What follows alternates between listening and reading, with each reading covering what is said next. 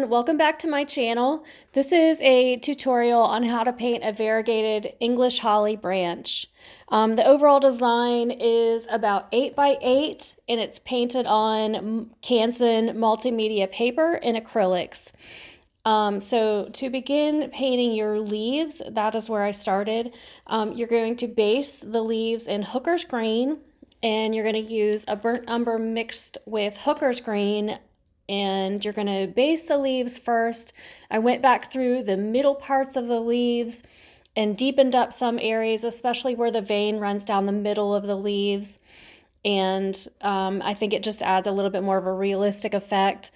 I did draw my veins in first. The leaves are basically just, the margins of the leaves are sort of in and out. They can be any sort of shape. Some of the leaves have sort of 5 points on one side. Some of them, my reference photo, they only had 2. So you can draw your leaves however you like. Each one should be a little bit different.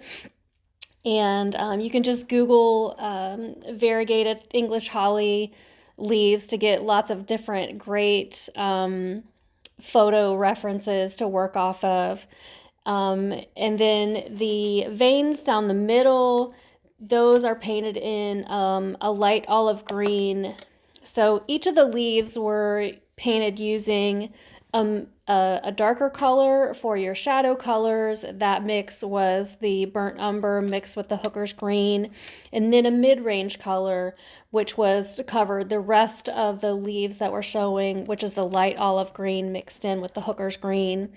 And then for a highlight color, I used titanium white, and that was the mix that was used for the highlights. So keep in mind, each time you're painting an object, a subject, you want to use those 3 different mixes: a shadow color, a mid-range color, and then a highlight color. And that will help to give that will help to get your object that you're trying to paint a lot more of a realistic effect, using at least those 3 different colors when you mix. Sometimes I'll use multiple as I'm painting. And I'm using a small angle brush. The manufacturer paintbrush on this gives a size of, I think it was a size 4 angle, but it's a mini brush, so keep that in mind.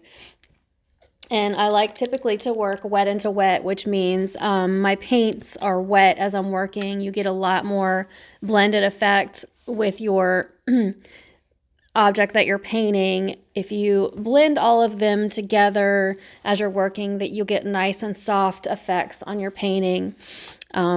So I'm switching back from using that dark in the middle so that the leaves seem to have a little bit more dimension in the middle, and as you work out from the outer edges, that's where I go into my mix of the light olive green, which I love to use on the leaves also. And as I get into more and more detail, I'll use a smaller brush. So that's another thing to keep in mind as you're painting a subject, is use a larger brush to begin your, basing your subject that you're painting, so you cover more area. And as you get into more and more detail, you'll want to go down in size with your brushes.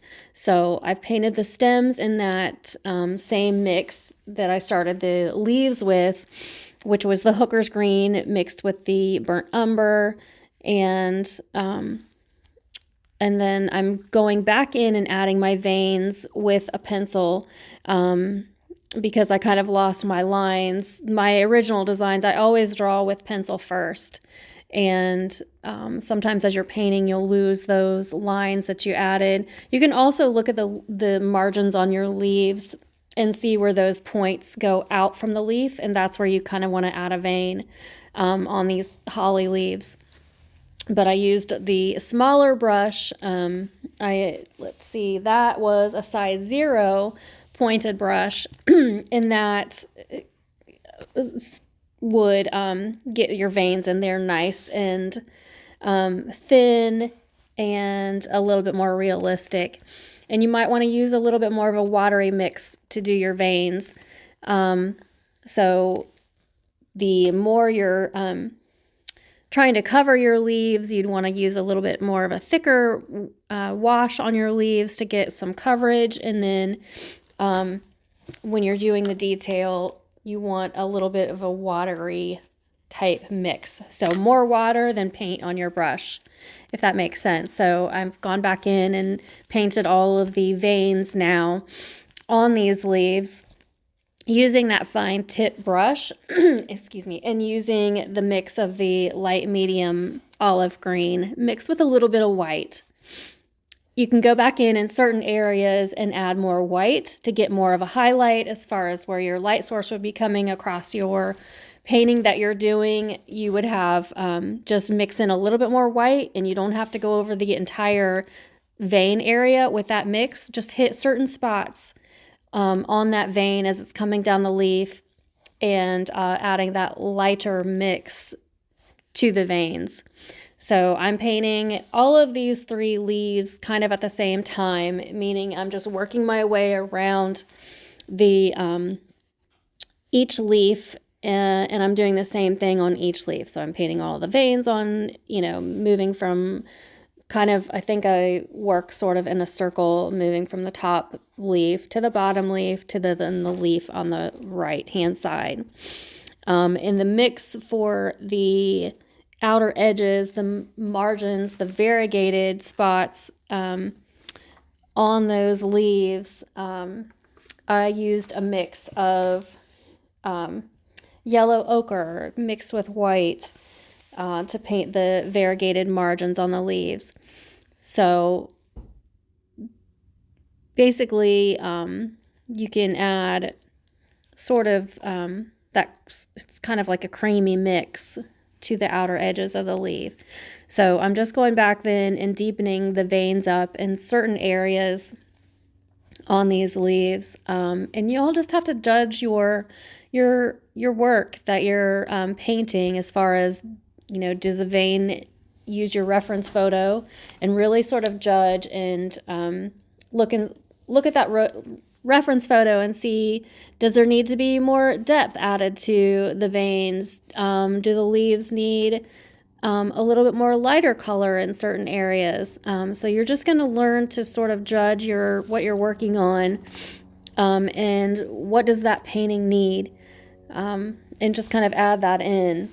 I'm always working back from dark to light, light to dark, and just looking at my reference photo and judging, what does my painting need. So I'm still working on the edges of those leaves and getting sort of that variegated little, the edges of the variegated, the green, where the green meets the cream around the edges, just making sure that that's sort of appearing broken in the painting. And we're just going to continue working. You can slow this video down and you would get a better idea of, me painting, what my process is to paint these variegated holly leaves. I hope you give this a try. It's really pretty. It would be pretty to make little cards for people to send out for the holidays. It's just a really simple, pretty little painting. And you could add more leaves to your painting if you like. I did just a section of 3 leaves and 5 berries, but you could make it a lot more complicated and add, more clusters of berries. You could add a lot more leaves. It's just whatever you would like to do. Once you learn how to do these, as I'm showing you here, these 3 leaves and these 5 berries, you could make it your own by adding more leaves and more berries.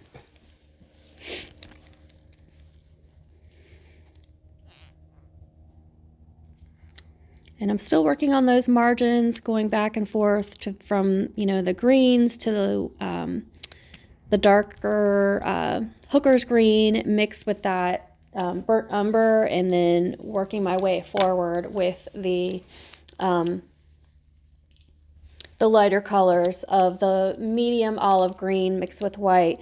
The certain areas of the holly leaves are very glossy. They're very sort of thick and glossy. And so what I use to bring up a really high shine on those leaves, my reference photo, because those leaves are so glossy and shiny, I wanted to really show that. So I used a mix of phthalo blue, which is a really beautiful blue, mixed with titanium white.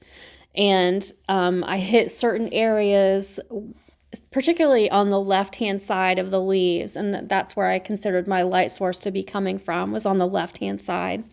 So I added that mix of the phthalo blue with the titanium white to really, in just a small, minute, certain areas, to really bring up a highlight and to make it look like a strong light was hitting those glossy leaves from the upper right-hand side. So now I'm using painting the margins around the leaves, which is that beautiful creamy color that is a mix of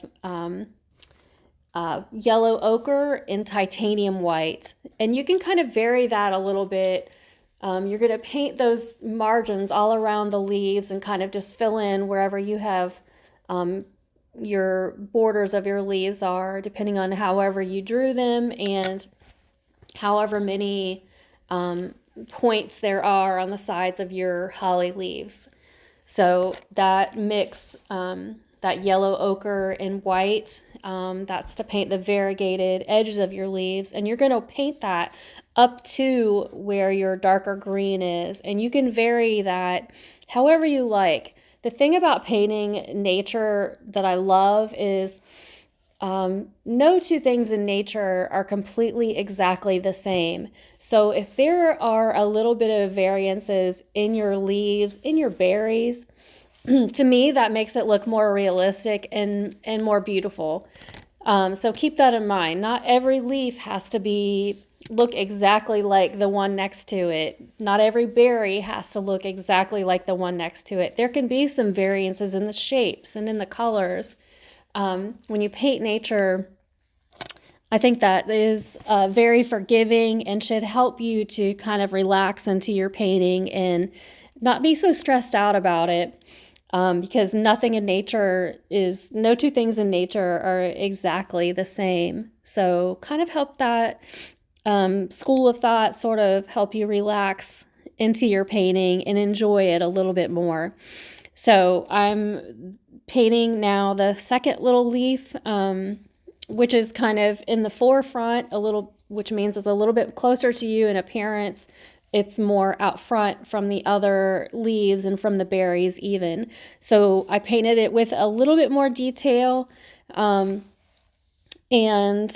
I'm still working that color around the margins. Now you can vary the strength of the margin color with some areas. You can go and use a little bit stronger mix of the yellow ochre. Some areas that would maybe be, the light would be hitting a little bit more, you can use a stronger mix of the titanium white. So kind of look at your reference photo and judge where is the light source hitting that leaf and where do I want a higher concentration of highlight, which would just mean a stronger concentration of white mixed into that margin area. And you can add a little bit if an area would be kind of the margin would be curving away from you. You could make that appear to be curving away from you and use a little bit more of the yellow ochre, so it would be a little bit darker. So kind of keep that in mind as you're looking at your painting and you are working your painting. You want to sort of, again, use your reference photo and judge what part of that leaf is closer to the light. What area of that leaf is the light bouncing off of a little bit stronger, so you would add a little bit more white. What area is that leaf kind of turning away from you and would be in a little bit more of a shadow? You could use a little bit more of the yellow ochre to kind of make that leaf appear to have some dimension and some shape to it. So those are the sorts of things I'm looking at as I'm painting and using my reference photos. I use reference photos always, and I will use typically a few different reference photos as I'm working. I won't just use one reference photo, and you can typically find them on Google. And the one thing you want to be careful of using, photos from Google or, wherever you're getting your reference photos from, is you want to make sure that you are not copying those reference photos exactly. There are sometimes, copyright laws and that sort of thing that might be attached to the photos references that you're using. So just be careful of what you're using, how you're using it, and that you're not copying exactly a reference photo. So I'm still working that color around the edges, around the margins of those leaves, and that yellow ochre mix, and then the titanium white mix. And really sort of the one thing I'd like to stress is that you really are sort of using your eyes to judge the light and judge the shapes. And it should help you become a little bit more of a realistic painter by really thinking about and judging, your photos, judging your paintings, really kind of thinking about where you're placing your paint and how your painting is looking. It's good to kind of take a step back, take a break from your work, set it up, on an easel, or set it away from you, put it somewhere where you can look at it from time to time and sort of judge and give you a fresh perspective on what it is you're working on. I'm working on the stems now, and that color mix is, I used a little tiny paintbrush. That one was a size 0 for the detail, and I used the Hooker's Green mixed with the burnt umber to begin outlining the stems, and really typically on the shadow side, that's where I use that dark green. I will outline a little bit on both sides of the stems with that dark green, and then leave sort of the middle and the upper right hand side a little bit lighter. And then the middle portion of the stems, I used the lighter mix, which was the light olive green mixed with the Hooker's Green, to go back in and sort of add some color to the interior sections of the stem. And then the highlight color on the stems is the same highlight color that we used on the veins and on the leaves, which is just the medium olive green mixed with the titanium white. So sometimes this detail brush was a little bit larger for me. When I'm doing paintings for myself, I will use sometimes a brush that only has 1 or 2 hairs in it. It's very, very fine. And you can get some really pretty, realistic, fine-looking detail the smaller the brush that you get. So keep that in mind. The larger an area that you are painting, the larger brush you need to use. And then as you work into finer and finer detail, your brush should get smaller. There's a tendency for people when they're starting painting to use a teeny tiny little brush and take hours to fill in a small little leaf or a small little petal.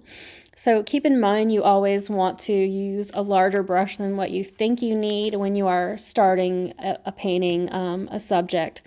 Larger brush to fill in and add washes, and then the smaller, the more detail you're getting into in your painting, you want to go down in size to very, very fine brush. So I always go back in. This is me going back in around the veins where I felt like there needed to be a little bit brighter of a highlight, and I used a stronger mix of the titanium white for that. And I think we should be just about getting into the berries, which were really fun to paint. They were a mix of, I started the berries with a red-orange mixed with phthalo blue. I've really started to use complementary colors. So the opposite of a color, so the opposite of a red-orange would be a blue shade for shadowing. I used to use brown a lot. When I first started, I used black. But I've switched to using a complementary color for shading, and it's beautiful. It works beautifully. It just deepens that shade that I want to use perfectly. So I'm adding a little bit more detail to the brush, to the branch area, and the branch itself is it's painted with a watery wash of a burnt umber, and I've used, again, like I said before, as in the stems from the leaves, I will add that sort of really fine watery wash on the shadow side. So the stem itself, it will be on the upper side of the stem, it'll be on the lower side of the stem, that watery wash of the burnt umber. And I use that as a streaky wash, meaning I will pull the brush with that watery wash towards me or down, sort of following the outline of the brush, or the branch. So the tip of the branch gets a deeper wash of the burnt umber. So, and you don't have to 100% cover the branch with the burnt umber. I'm sort of outlining and sort of stroking the paintbrush on the margins of the branch. And then the interior of the branch gets a light olive green in the remaining white areas. And you don't have to do a lot of detail to the branch. You can just outline it with the burnt umber and then fill in some areas with the olive green. So there doesn't have to be a lot of detail. There's a lot of detail in the leaves and a lot of detail in the berries. So the branch doesn't have to have a lot of detail. That's typically how I paint my paintings. I'll pick out a few areas, a few key areas that have a lot more detail than others. So you can kind of get by. It's sort of guiding the eye around your painting. Where do you want the eye to fall on your paintings? And you can do that. You can guide the eyes around a painting by adding more detail in one area or the other. So not every portion of your painting has to have fine, beautiful detail. All right, so it looks like it's getting to the berry painting, and that base coat for those berries, like I was saying earlier, was a mix of red-orange mixed with a phthalo blue. And we're painting the berries are round, and we want to give the impression that our 2D painting, which is actually flat on paper, is 3D. So in order to do that, we need to add some dimension to the berries. And the way I've done that is adding a shadow around each of the berries to indicate that they are a round item, and actually a sphere. So that is what we're going for, is to give the illusion that these berries are actually a sphere. So that color around the outer edges is a phthalo blue mixed with a red-orange. And you can kind of outline those berries where there would be a shadow. The cluster of 3 berries that are very close together, that shadow is the phthalo mixed with the red-orange. And you can see it goes around the berries, around the outer edges, just a tiny bit up to the sides.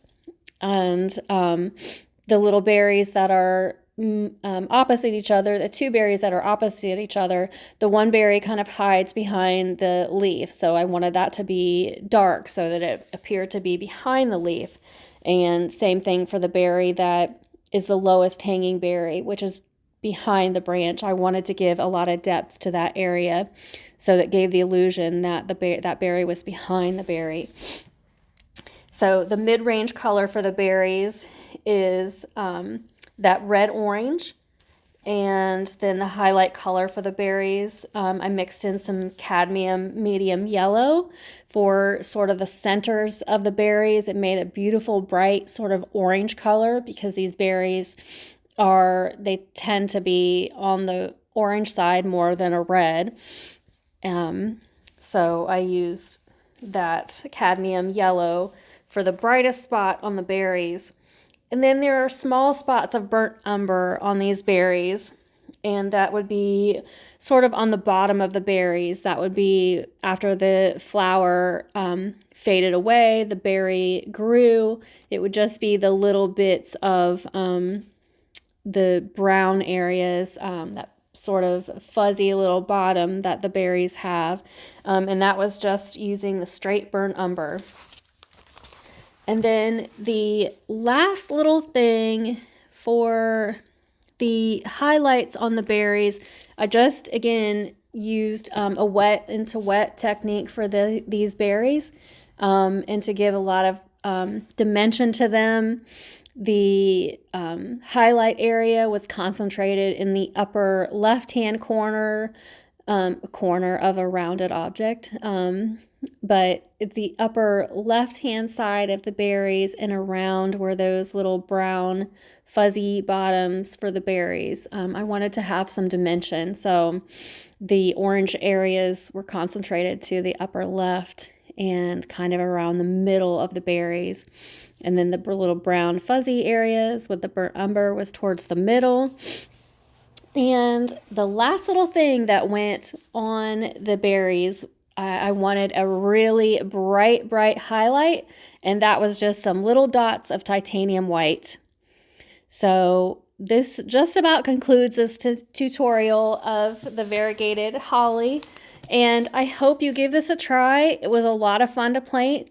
It goes very quickly, and if you have any questions or comments, please leave them in the comment area of this video, and I'd be happy to answer them. If you have any questions at all about painting or the products that I've used, again, please drop a comment in the comment section, and I'd be happy to help you out. Thank you so much for watching. I hope you enjoyed it. If you did enjoy this video, please hit the like and subscribe button. I would love to hear from you also. And happy holidays, everyone. Thank you.